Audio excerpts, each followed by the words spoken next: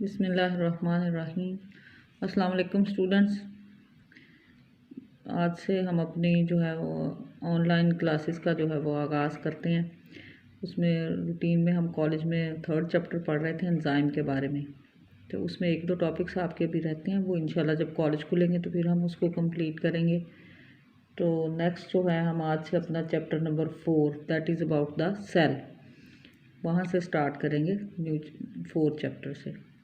तो इसमें थोड़ा सा पहले जो है वो इंट्रोडक्शन है सेल का। आपकी बुक में जो है वो टॉपिक दिया हुआ है, पहले सेल का इंट्रोडक्शन और उसके बाद जो है formation of the cell theory and discovery of the cell. तो वो स्मार्ट सिलेबस में जो है वो आपका ये सेल थ्योरी का टॉपिक जो है वो एक्सक्लूड हो गया है।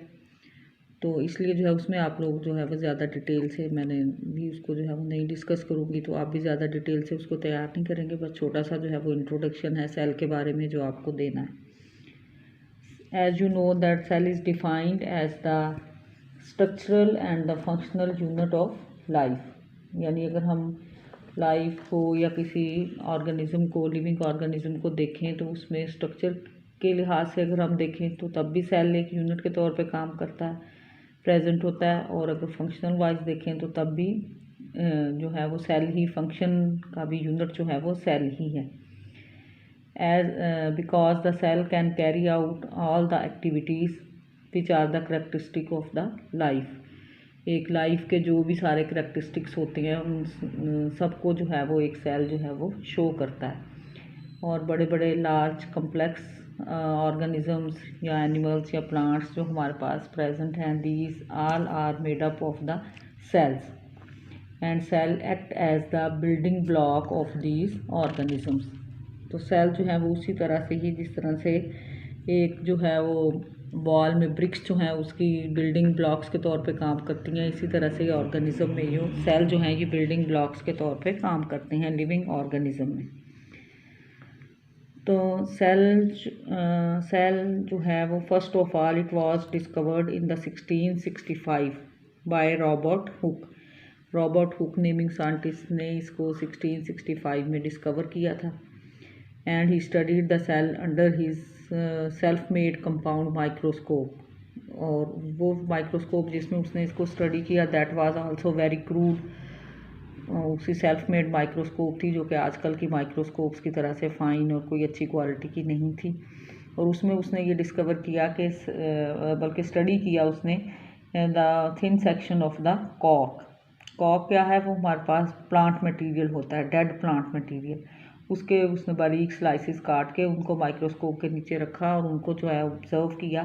And he showed that the cork is composed of minute honeycomb like compartments and these compartments were named as the cell. और उसने ये बताया कि ये छोटे छोटे कंपार्टमेंट्स हैं and cell is an empty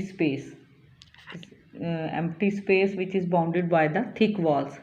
कि सेल जो है वो एम्प्टी स्पेसेस हैं और इनके इर्द गिर्द जो है वो थिक वॉल्स हैं वो प्रेजेंट हैं। उसके बाद बहुत सारे दूसरे साइंटिस्ट ने भी जो थी वो सेल्स की ऑब्जर्वेशन जो थी वो की और उन्होंने जो थी वो अपनी ऑब्जर्वेशन जो थी वो उसमें एक्सप्लेन की।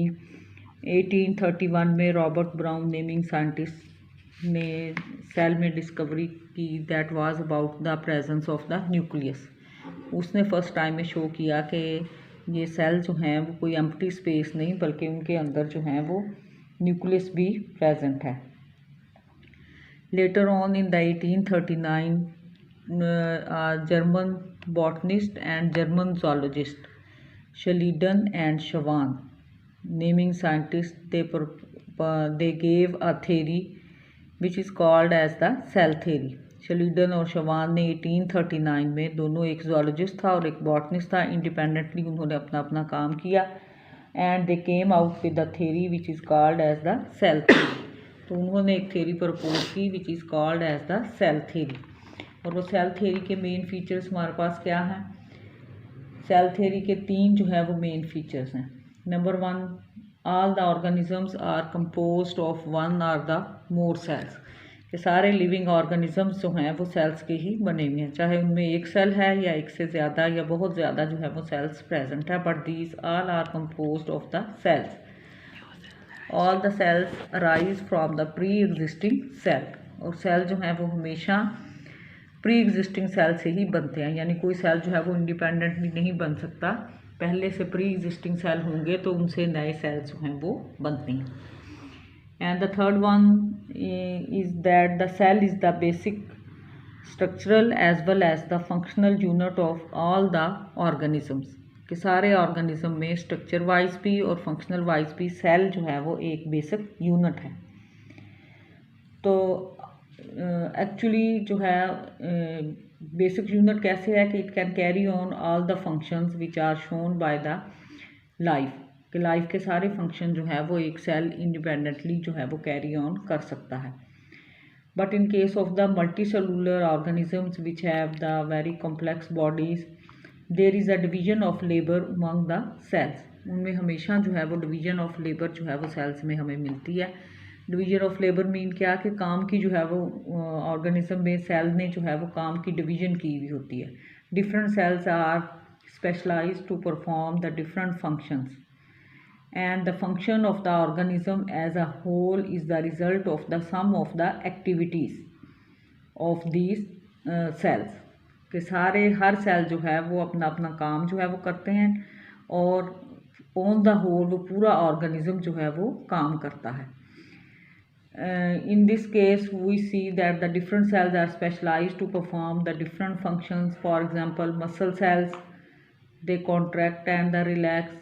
Nerve cells transmit nerve impulses, whereas the gland cells produce the different secretions. Our red blood cells carry oxygen to the different parts of the body. Similarly, the stomach cell secretes the gastric juice, which help in the digestion. Like this, in case of the plants, there is also the different types of the cells are present to perform the different type of the functions. For example, xylem cells conduct the water and the minerals from the soil to the other parts of the plants, whereas the phloem cell, they carry on the process of the conduction of the food. Secretin chimetic cells are specialized to give to the support of the different parts of the plants, whereas the parenchymatic cells perform the function of the storage, and the meristematic cells produce the new cells by undergoing the divisions. So as the different cells perform the different functions, so that there is the greater variation in their shape as well as in their size. जैसे जैसे उनके function जो है वो different है, उसी तरह से ही उनके साइज़ और उनकी शेप्स जो हैं वो भी डिफरेंट है। Though that there is a greater diversity in the structure as well as the function of the cell, but the plant cell as well as the animal cell, they have a common plan of the organization.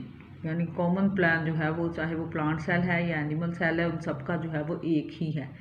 अगरचे इनमें बहुत सारी जो है वो differences हैं, अगर हम उनका स्ट्रक्चर भी देखें और उनका फंक्शन भी देखें, बल्कि उनमें बहुत डिफरेंट तरह की स्पेशलाइजेशंस भी हैं, लेकिन एक ओवरऑल जो है वो जनरल प्लान जो है वो, चाहे एनिमल सेल है, चाहे प्लांट सेल है, या कोई भी सेल्स हैं लिविंग ऑर्गेनिज्म में, तो उनका एक जनरल प्लान जो है वो सबका एक जो है वो कॉमन ही है।